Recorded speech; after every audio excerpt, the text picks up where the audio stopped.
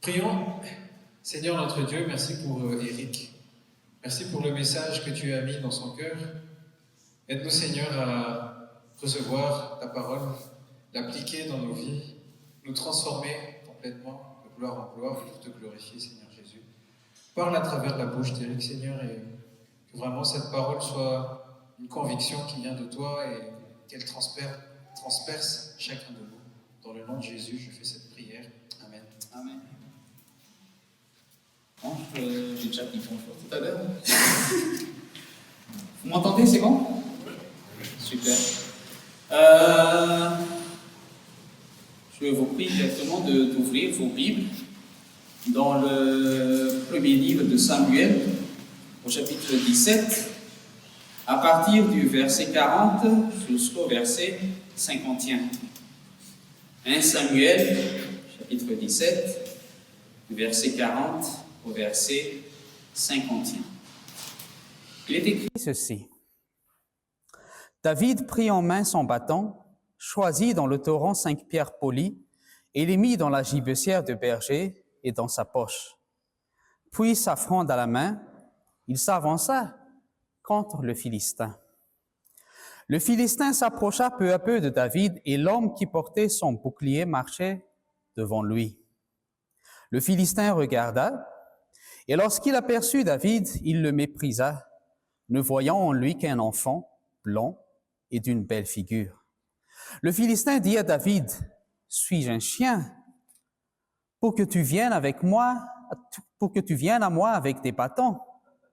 Et après l'avoir maudit par ses dieux, il ajouta, « Viens vers moi, et je donnerai ta chair aux oiseaux du ciel et aux bêtes des champs. » David dit aux Philistins, « Tu marches contre moi avec l'épée, la lance et le javelot, et moi je marche contre toi au nom de l'Éternel des armées, du Dieu de l'armée d'Israël, que tu as insulté. Aujourd'hui l'Éternel te livrera entre mes mains, je t'abattrai et je te couperai la tête. Aujourd'hui je donnerai les cadavres du camp des Philistins aux oiseaux du ciel et aux animaux de la terre, et toute la terre saura qu'Israël a un Dieu. Et toute cette multitude saura que ce n'est ni par l'épée, ni par la lance que l'Éternel sauve, car la victoire appartient à l'Éternel. Et il vous livre entre nos mains. » Aussitôt que le Philistin se mit en mouvement pour marcher au devant de David, David courut sur le champ de bataille à la rencontre du Philistin. Il mit la main dans sa gibecière, il prit une pierre et la lança avec sa fronde. Il frappa le Philistin au front, et la pierre s'enfonça dans le front du Philistin, qui tomba le visage contre terre. Ainsi, avec une fronde et une pierre, David fut plus fort que le Philistin. Il le terrassa et lui ôta la vie sans avoir d'épée à la main. Il courut, s'arrêta près du Philistin, se saisit de son épée qu'il tira du fourreau, le tua et lui coupa la tête. Les Philistins, voyant que leur héros était mort, prirent la fuite. Je pense que c'est une histoire que nous connaissons tous très bien. Même les enfants, à partir du moment où on les initie à l'histoire biblique, on leur raconte souvent l'histoire de David et de Goliath. Et je pense que c'est normal parce que c'est l'histoire d'un super-héros qui a vaincu un géant que la terre n'ait jamais connu. Et beaucoup de prédicateurs, d'évangélistes, de coachs, de thérapeutes utilisent cette histoire pour soutenir moralement une personne en détresse ou tout simplement pour lui donner un encouragement pour affronter les problèmes et surmonter les obstacles de la vie. Voici ce que l'on entend souvent à partir de l'histoire de David et de Goliath. Tu es David. Ce problème financier que tu traverses, que tu n'arrives pas à joindre les deux bouts tous les mois, ou bien cette maladie qui te ronge, ou encore ce problème conjugal qui te fait souffrir tous les jours, c'est ton Goliath. Tu dois abattre ton Goliath. Prends ta fronde, c'est la Bible. Puis prends ton caillou, c'est la prière, et lance-la vers ton Goliath, et tu verras que tu le vaincras au nom de Jésus. Ton problème de santé, qui est ton Goliath, tu le vaincras. Ton problème d'argent, si tu as la foi de David, tu peux le tuer. C'est ça l'interprétation courante de cette histoire biblique de la défaite du géant Goliath face à David, le jeune berger hébreu. Je me rappelle même que quand j'étais malade en 2021, j'ai attrapé le Covid. Il y avait une personne qui m'a appelé alors que j'étais alité. Je lui ai donc dit que je suis cloué au lit, mes poumons sont atteints, je suis fatigué, j'ai un peu des douleurs un peu partout. Et puis cette personne me disait, « Éric, qui est ton Goliath ?» Et à l'époque, je ne savais pas quoi trop répondre. Qui est mon Goliath? Je ne sais pas quoi répondre. Puis elle insistait, « Éric, tu as un Goliath devant toi. » Et j'ai dit, « Ben non, c'était ma femme qui était devant moi. » C'était pas Goliath. Alors elle me disait, « Éric, tu as toujours eu un souci de santé depuis que je t'ai connu. C'est ton Goliath. Tu es David. Tu dois avoir la foi de David pour abattre ton Goliath. » Vous voyez? C'est toujours dans ce sens que ce récit biblique est interprété. Si tu as des problèmes financiers, alors abats ton Goliath. Tu as des problèmes avec ton conjoint, alors abats ton Goliath. Tous tes problèmes sont Goliath et toi, tu es David. Chers amis, si telle est encore notre interprétation de ce passage, alors la vie chrétienne n'est plus qu'une scène de théâtre où vous êtes le héros de l'histoire et il faut qu'il y ait un antagoniste, ce géant Goliath. Mais est-ce que la Bible, est-ce que l'histoire biblique nous oblige vraiment à vivre une scène théâtrale? Est-ce que Dieu veut que nous soyons un héros à l'image de David pour abattre Goliath? Chers amis, si telle est encore votre compréhension ou votre interprétation de cette histoire de David qui a tué Goliath, que vous êtes David et que vos problèmes sont Goliath, alors j'ai deux mauvaises nouvelles pour vous. La première, c'est que Goliath est mort. Goliath est mort il y a plus de 3000 ans maintenant. Donc, vous n'êtes plus appelés à abattre Goliath. La deuxième mauvaise nouvelle, c'est que David est mort. Quelques années après la mort de Goliath. Donc, vous ne pouvez pas être David. Il est mort. Chers amis, notre problème, c'est que nous voulons toujours jouer le rôle d'un héros dans la vie. Et je dirais que c'est normal chez l'homme. Et quand nous avons une empreinte soi-disant chrétienne, nous voulons avoir une foi héroïque face à toutes sortes d'obstacles que la vie peut nous tendre. Et comme nous sommes face à un texte narratif, ce que nous avons lu tout à l'heure, nous voulons tout de suite ressembler, ou du moins agir en imitant parfois bêtement le héros de l'histoire. C'est aussi normal, car apparemment, les deux forces d'une histoire, c'est tout d'abord la simulation. comment faire, comment réagir. Et puis la deuxième force d'une histoire, c'est l'inspiration ou la stimulation. J'ai envie d'agir comme lui, comme cette personne racontée dans l'histoire. Donc je disais, la force de l'histoire, c'est la simulation et puis l'inspiration. Mais je me demande, est-ce que la Bible nous enseigne réellement à être un héros ou avoir une foi héroïque? Est-ce que la Bible nous inspire à agir comme David a fait? Et juste une petite parenthèse, David était un adultère et David était un criminel aussi. C'est juste une parenthèse. Chers amis, dans toutes les histoires racontées dans la Bible, Dieu seul est le héros. Cette histoire que nous venons de lire, ce n'est pas l'histoire de David, c'est l'histoire de Dieu. Nous avons lu tout à l'heure, car la victoire appartient à l'Éternel. Mais que signifie donc cette histoire?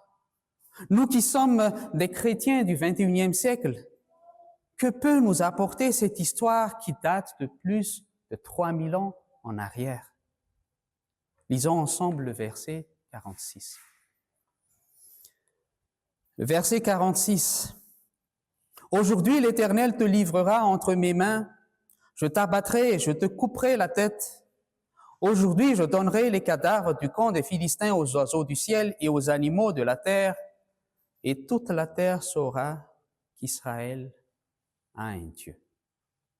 Dans l'English Standard Version, ou ESV, voici ce qui est écrit, that all the earth may know that there is a God in Israel. Toute la terre saura qu'il y a un Dieu en Israël. Chers amis, si je résume mon message d'aujourd'hui en une seule phrase, c'est la suivante. L'objectif de Dieu pour chaque croyant n'est pas tant de recevoir des bénédictions, mais plutôt d'être une bénédiction. Je répète, l'objectif de Dieu pour chaque croyant n'est pas tant de recevoir des bénédictions, mais plutôt d'être une bénédiction. C'est ce qui est mis en valeur dans le passage que nous avons lu tout à l'heure. David a certainement reçu des bénédictions de Dieu. Le verset 45 nous confirme que David dit aux Philistins, « Tu marches contre moi avec l'épée, la lance et le javelot, et moi, je marche contre toi au nom de l'Éternel des armées, du Dieu de l'armée d'Israël, que tu as insulté. » Mais l'objectif de Dieu dans cette histoire n'était pas de bénir David pour sa propre cause. Il est dit au verset 46 que nous venons de lire, « Toute la terre saura qu'il y a un Dieu en Israël. » David était une bénédiction pour toute la terre en ayant abattu ce Philistin. Il était une bénédiction car grâce à sa victoire face à Goliath, toute la terre connaît que le seul vrai Dieu est le Dieu d'Israël. C'est ça l'objectif poursuivi par Dieu. C'est que David et le combat qu'il menait contre Goliath soient une bénédiction pour toute la terre, car toute la terre va connaître Dieu. Et nous trouvons ce même concept dans presque toutes les histoires bibliques. Par exemple, le cas de Noé, que nous connaissons tous. Genèse, chapitre 9, verset 1er.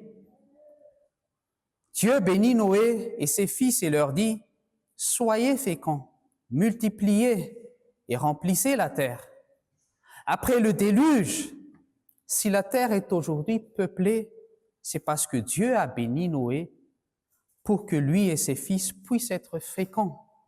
Donc, Noé était une bénédiction pour toute la terre.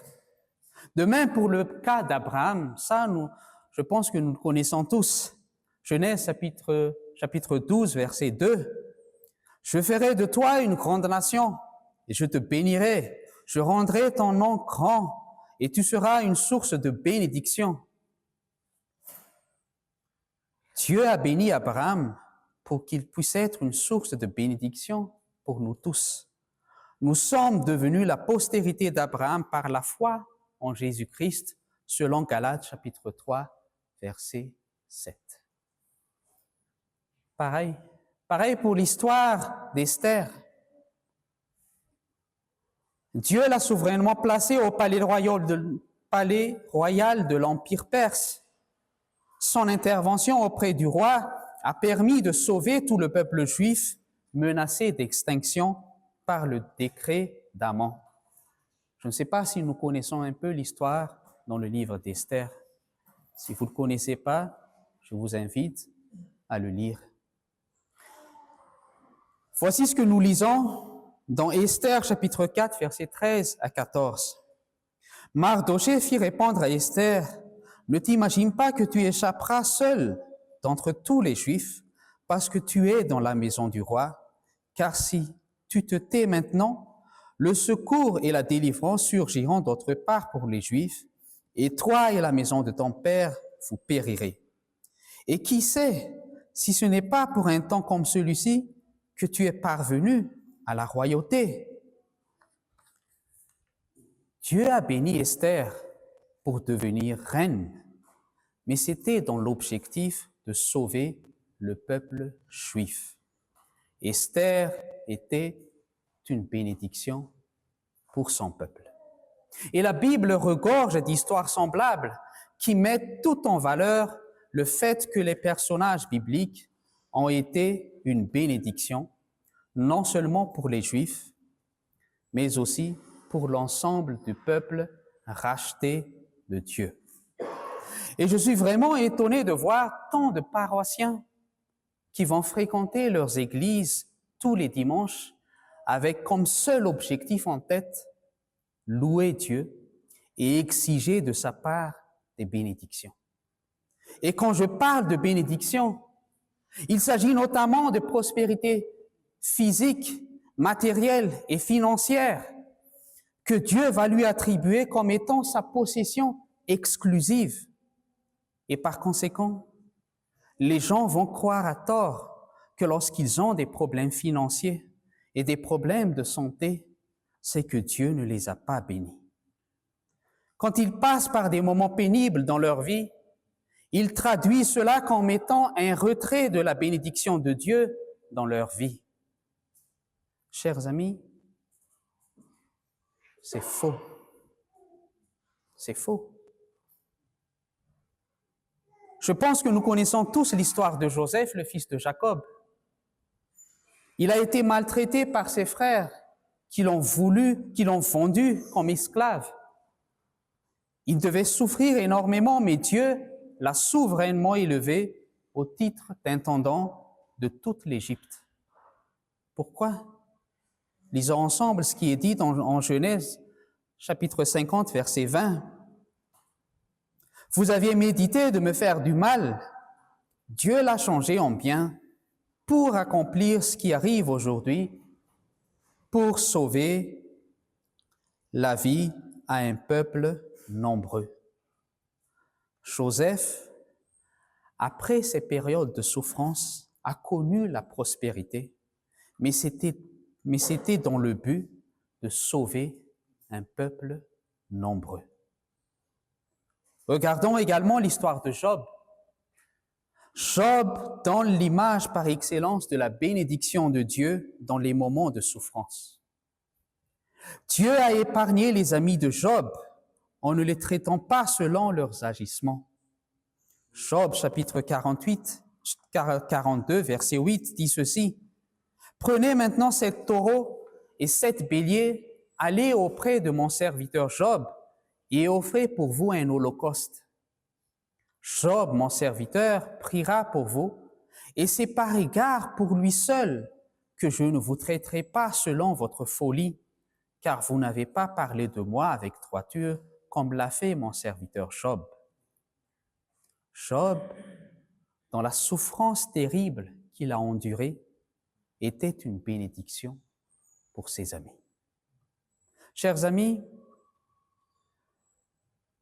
l'objectif de Dieu pour chaque croyant n'est pas tant de recevoir des bénédictions, mais plutôt d'être une bénédiction. Les bénédictions sont des moyens de grâce que Dieu nous donne afin de bénir notre prochain.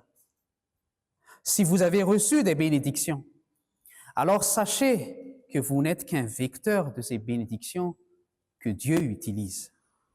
Tout appartient à Dieu. Tout. Vraiment tout. Selon le psaume chapitre 24, verset 1er, « À l'Éternel la terre et ce qu'elle renferme, le monde et ceux qui l'habitent. » Vos bénédictions appartiennent toutes à Dieu.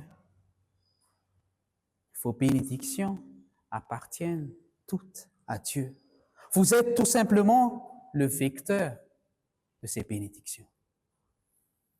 Tim Keller, dans son livre Galatians for You, disait que nous ne devrions pas avoir un comportement de consommateurs, des gens qui ne fréquentent l'Église que pour en recueillir les bénéfices. Frères et sœurs, l'Église n'est pas une banque de bénédictions. Et Dieu n'est ni votre banquier, ni encore moins votre débiteur pour assouvir votre soif égoïste de bénédiction. Ce que la parole dit en Jacques chapitre 4, versets 3 et 4 me semble très clair. Il est dit ceci, « Vous demandez et vous ne recevez pas parce que vous demandez mal dans le but de satisfaire vos passions. Adultères que vous êtes, ne savez-vous pas que l'amour du monde est inimitié contre Dieu? Celui donc qui veut être ami du monde se rend ennemi de Dieu. » Le théologien et pasteur Fodi Bokam disait que si Dieu nous donne tout ce que votre cœur égoïste désire, alors il vous place sur un chemin de la perdition éternelle. Pourquoi? Parce que personne ne peut se prévaloir du droit à la bénédiction de Dieu. Personne. Dieu n'est pas une intelligence artificielle qui répond à toute votre demande comme vous le souhaitez.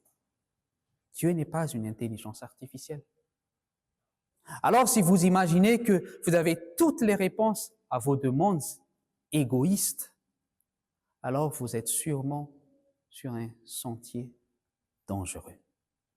Parce qu'en étant ennemi de Dieu, vous ne pourrez pas être un vecteur de la bénédiction divine. Chers amis,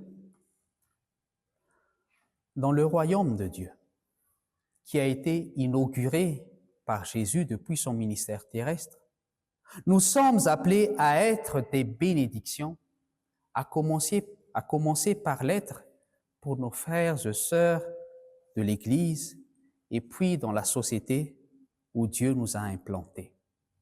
Et dans le royaume de Dieu, il n'est jamais question d'individualisme ou pire encore, d'égoïsme. L'expression « le royaume de Dieu » revient 87 fois dans les évangiles et aucune d'elles n'est utilisée dans un cadre individualiste. Par exemple, dans Matthieu chapitre 5, verset 3, Jésus dit « Heureux les pauvres en esprit, car le royaume des cieux est à eux. » Il ne parle pas d'un privilège individuel, mais d'une bénédiction pour une catégorie de personnes dans leur relation à Dieu. Dans le royaume de Dieu, tout un chacun est appelé à être une bénédiction pour son prochain. C'est un appel à vivre en communauté entre frères et sœurs et jamais en individu. C'est un appel pour vivre entre frères et sœurs et jamais en individu. C'est la raison pour laquelle, d'ailleurs, que c'est appelé ainsi, royaume de Dieu. Jésus n'a jamais dit à quelqu'un d'entrer dans la chambre de Dieu, histoire d'être seul avec Dieu. Non. Jésus a dit entrez dans le royaume de Dieu. Il l'a appelé royaume parce que cela implique une dimension collective. Et le Seigneur Jésus-Christ nous apprend cela. Nous qui sommes à sa suite, nous apprend cela. Les Écritures disent qu'il s'est mis à table avec des gens de mauvaise vie. Jésus s'est mis à table avec des gens de mauvaise vie, des gens qui étaient méprisés à son époque. Matthieu chapitre 9, verset 10, « Comme Jésus était à table dans la maison, voici beaucoup de publicains et de gens de mauvaise vie vinrent se mettre à table avec lui et avec ses disciples. » Et nous, parfois, nous contentons juste d'avoir été bénis, sans toutefois être une bénédiction pour les autres. Nous nous enfermons dans notre coquille et nous nous satisfaisons par des publications sur Facebook en disant « Dieu m'a béni, regardez-moi, Dieu m'a béni. » Mais sais-tu, est-ce que tu sais en quoi tu es béni? Est-ce que tu sais pourquoi tu es béni, si tu l'es vraiment? Comment veux-tu annoncer l'évangile du royaume tout en restant à l'écart des autres et vivre ton individualisme confortablement? Notre Seigneur Jésus-Christ s'est mêlé à tout le monde, que même ses parents disaient qu'il était insensé. Il s'est mêlé à tout le monde, que même ses parents disaient qu'il était insensé. On trouve cela dans Marc chapitre 3, verset 21. Les parents de Jésus, ayant appris ce qui s'est passé, vinrent pour se saisir de lui, car ils disaient, il est hors de sens. Pour eux, Jésus devient fou, parce que comment un Messie, comment le Messie peut-il s'associer à tout le monde? Les lépreux, les collecteurs d'impôts, les prostituées. Il était appelé un glouton et un buveur par ses contemporains. Ça, c'est dans Luc chapitre 7, verset 34. Il était comme ça, notre Seigneur. En fait, il faisait vivre le monde autour de lui en s'identifiant lui-même aux personnes qu'il voulait toucher par l'évangile du royaume. C'est ça aussi, être une bénédiction. Alors, qu'en est-il de nous? Amen. Qu'en est-il de nous? Sommes-nous capables de nous intégrer pleinement au monde dans lequel nous sommes lorsqu'il s'agit de témoigner de l'évangile de la grâce? Ou vivons-nous plutôt en aparté? Jésus a touché un lépreux, d'après Matthieu 8, verset 3. Et non seulement il l'a touché, mais mieux encore, il l'a béni. Et nous, qu'avons-nous fait? Notre problème, vous savez, c'est que nous avons une conception de Jésus qui est vêtu d'une robe blanche et qui marche comme un moine. C'est ça parfois notre conception de Jésus. Mais c'est une fausse conception. Quand nous imaginons Jésus, on se dit, ouais, il est vêtu d'une robe blanche et il marche comme un moine et il vit à l'écart de tout le monde. Non, non. Il n'était pas comme ça. Et il ne sera jamais comme ça, notre Seigneur. Il s'est impliqué dans la vie des gens pour les bénir et pour être une bénédiction pour eux. Il l'a fait. Il l'a fait. Et maintenant, il le fait encore là où son esprit est répandu. C'est pour cela que Jean, dans sa première épître, au chapitre 2, verset 6, disait « celui qui dit qu'il demeure en lui doit marcher aussi comme il a marché lui-même. Chers amis, s'il s'est attablé avec des gens de mauvaise vie, qu'est-ce qui nous empêcherait de faire pareil pour annoncer l'Évangile et d'être une bénédiction pour ces personnes? Qu'est-ce qui nous empêcherait de faire ça? Regardez ce que Paul a fait à Corinthe. 1 Corinthiens chapitre 9, versets 18 à 23, ça, je pense que nous le connaissons. Paul disait, « Quelle est donc ma récompense? C'est d'offrir gratuitement l'Évangile que j'annonce sans user de mon droit de prédicateur de l'Évangile. Car bien que je sois libre à l'égard de tous, je me suis rendu le serviteur de tous afin de gagner le plus grand nombre. » Écoutez, avec les Juifs, j'étais comme Juif afin de gagner les Juifs. Paul était avec les Juifs. Avec ceux qui sont sous la loi, comme sous la loi, quoique je ne sois pas moi-même sous la loi, afin de gagner ceux qui sont sous la loi. Paul était aussi avec les sous la loi. Avec ceux qui sont sans loi, comme sans loi, quoique je ne sois point sans loi, sans la loi de Dieu, étant sous la loi de Christ, afin de gagner ceux qui sont sans loi. Il était avec les sans loi, il ne les a pas écartés. J'étais avec les faibles, afin de gagner les faibles. Paul était avec les faibles. Je me suis fait tout à tous, afin d'en sauver de toute manière quelques-uns. Je fais tout à cause de l'Évangile, afin d'y avoir part.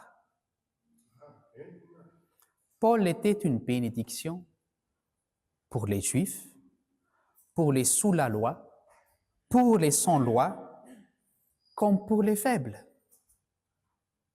Et je me pose la question, qu'en est-il de chacun d'entre nous?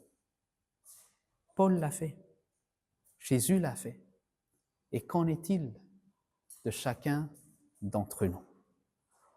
Nous avons des sous la loi, nous avons des sans loi, nous avons des faibles dans notre Église comme dans la société où nous vivons. Avons-nous déjà été avec eux? Avons-nous été déjà avec eux? Car pour être une bénédiction pour ces personnes-là, il faudra commencer à être avec elles. C'est ça, être une Église. Un théologien disait, il y a deux choses qu'on ne peut pas faire seul dans la vie. La première, c'est se marier, et la deuxième, c'est être chrétien. Il y a deux choses qu'on ne peut pas faire seul dans la vie. La première, c'est se marier, et la deuxième, c'est être chrétien. Et c'est vrai. Être chrétien, c'est être une bénédiction pour les autres. Et être une bénédiction pour les autres, ce n'est pas vivre à l'écart des autres, mais bien au contraire, c'est être avec les autres. Chers amis, les bénédictions que tu as reçues de Dieu, elles servent pour son royaume, pour bénir ceux et celles qui t'entourent. Comprenez bien cela. Car l'objectif de Dieu, pour chaque croyant, n'est pas tant de recevoir des bénédictions, mais d'être une bénédiction. C'est pour cela qu'il est difficilement concevable que des chrétiens se jalousent entre eux. Cela arrive quand tu crois que les bénédictions te sont données pour servir tes intérêts personnels. Alors quand Dieu ne te donne pas ce que tu désires, tu vas murmurer contre lui et tu vas jalouser ton prochain. Mais si tu comprends que les bénédictions appartiennent à Dieu et te sont offertes au bénéfice de ton entourage, car tu es le vecteur des bénédictions divines, alors tu n'éprouveras plus de jalousie à l'égard de tes frères et de tes sœurs.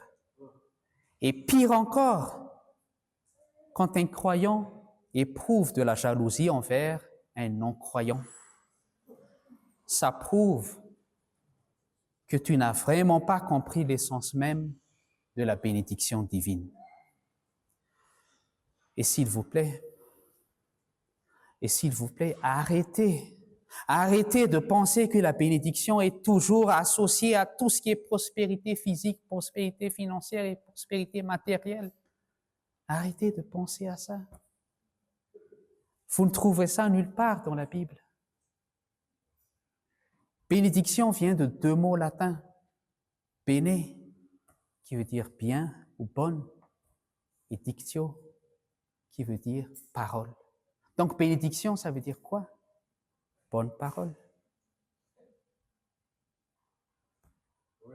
Donc bénédiction, qui veut dire bonne parole. Et la bénédiction, c'est Dieu seul, qui en est le dispensateur souverain. N'est-il pas ce Dieu dans le psaume chapitre 115, verset 3, décrit comme celui qui est au ciel et fait ce qu'il veut? Il donne la bénédiction à qui il veut, quand il veut et comment il veut. La bénédiction a avant tout une portée spirituelle, même si ses conséquences peuvent être visibles dans le monde matériel. Et elles ont pour but d'exalter notre Dieu et non d'étancher notre soif de matériel. Comme Paul l'a dit en Éphésiens chapitre 1er, verset 3, « Béni soit le Dieu et Père de notre Seigneur Jésus-Christ, qui nous a bénis de toute bénédiction spirituelle dans les lieux célestes en Christ. » Chers amis, être chrétien, à part le fait de s'associer à ceux et à celles qui nous entourent, signifie également le fait de s'impliquer dans les bonnes œuvres. Les bonnes œuvres sont l'expression concrète de la bénédiction divine. La Bible nous encourage à nous impliquer dans les bonnes œuvres, non pas pour être sauvés, mais pour manifester notre foi en Jésus-Christ, nous qui sommes son peuple racheté. Lisons ensemble le deuxième épître de Jacques, versets 14 à 18. Il est écrit ceci. « Mes frères, que sert-il à quelqu'un de dire qu'il a la foi s'il n'a pas les œuvres? Cette foi peut-elle le sauver?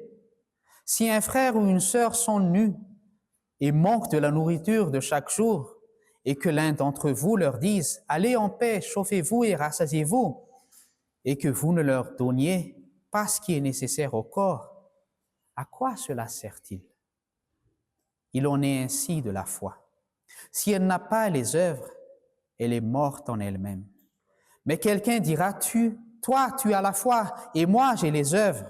Montre-moi ta foi sans les œuvres, et moi, je te montrerai la foi par mes œuvres. Il s'agit de montrer la foi, de témoigner de notre foi en Jésus-Christ en faisant les bonnes œuvres. Parfois, nous, chrétiens évangéliques, sommes réticents quand on parle de bonnes œuvres, comme si on a peur qu'on nous colle l'étiquette d'un religieux. Mais ce n'est pas vrai. Car en faisant les bonnes œuvres, nous devenons une bénédiction pour nos prochains. Paul l'a très bien exprimé dans son épître à Tite, au chapitre 3, verset 8, qui dit « Cette parole est certaine, et je veux que tu affirmes ces choses, afin que ceux qui ont cru en Dieu s'appliquent. » S'appliquent à quoi? À pratiquer de bonnes œuvres. Et regardez la suite. Voilà ce qui est bon et utile aux hommes. Voilà ce qui est bon et utile aux hommes. Alors appliquons-nous aux bonnes œuvres. C'est biblique. C'est biblique. Le fait de s'impliquer aux bonnes œuvres, c'est biblique.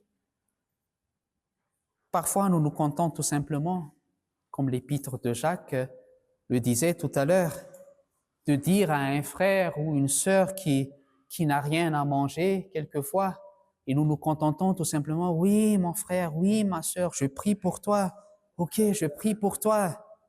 Il faut penser que les bonnes œuvres consistent tout simplement à le porter en prière, sans toutefois lui donner ce dont vous pouvez lui partager.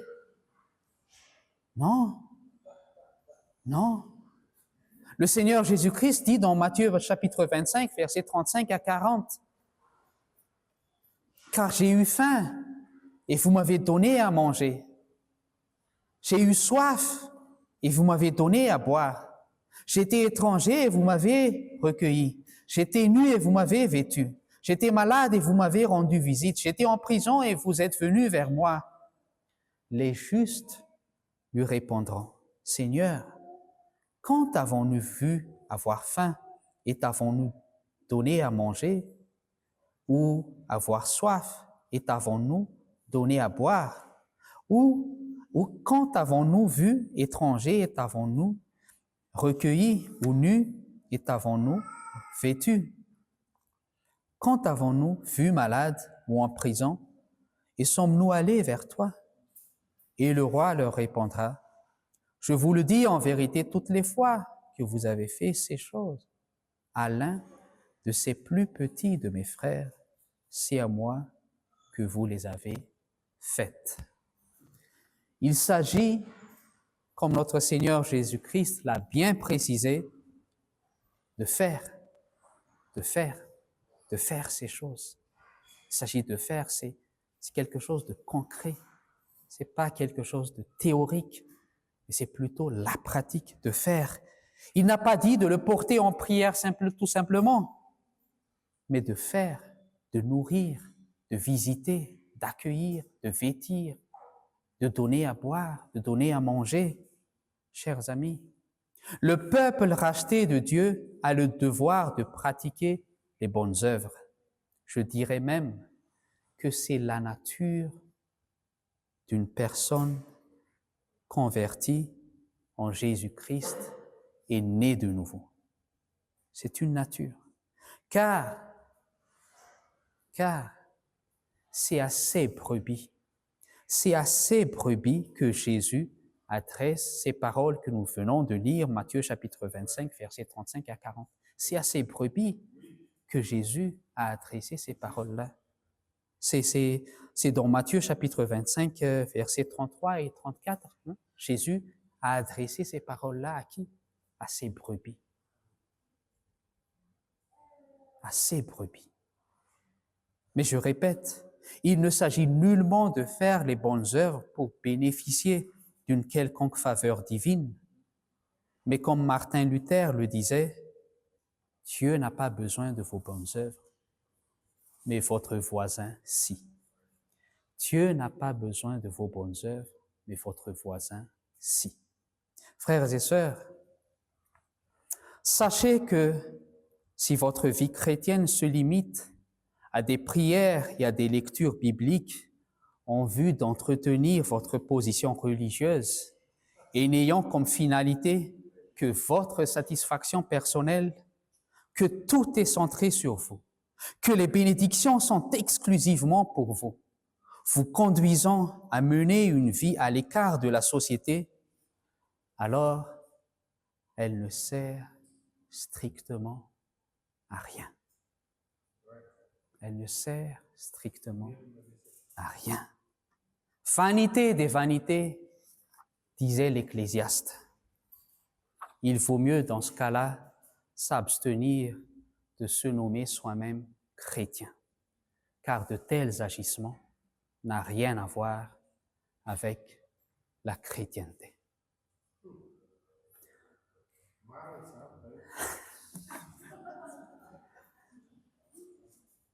Je termine par cette citation de Jean Calvin que j'ai tirée de son célèbre ouvrage « Institution de la religion chrétienne ». Voici ce que disait Calvin.